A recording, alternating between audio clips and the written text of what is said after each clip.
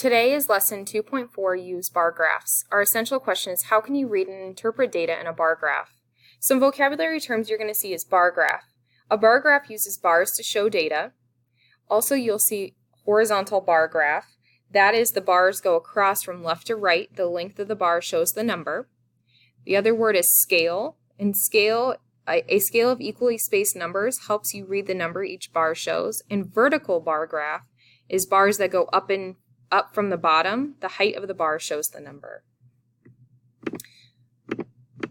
Our problem of the day is Lucy is making a frequency table from the table in the tally table below.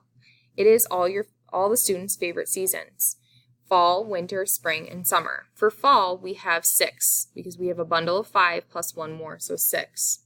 Winter is 3, spring is 7, and summer is 9. The question is, how many students said summer is their favorite season?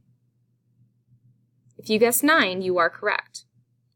Next, we're going to look at some bar graphs. This is a bar graph, and it says books read in October.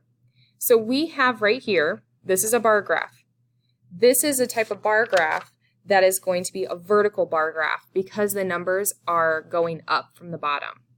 So here is our key. Max is red, Amy is this pinkish purple, Seth is green, and Kate is blue. So Max has 5, Amy has 7, Seth has 12, and Kate has 3.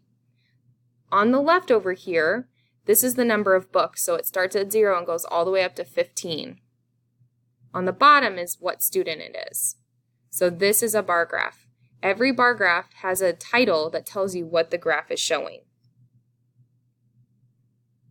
Now what I would like you to do is I would like you to look at this information here. Sandwiches sold. We have ham for 5, turkey 3, peanut butter 8.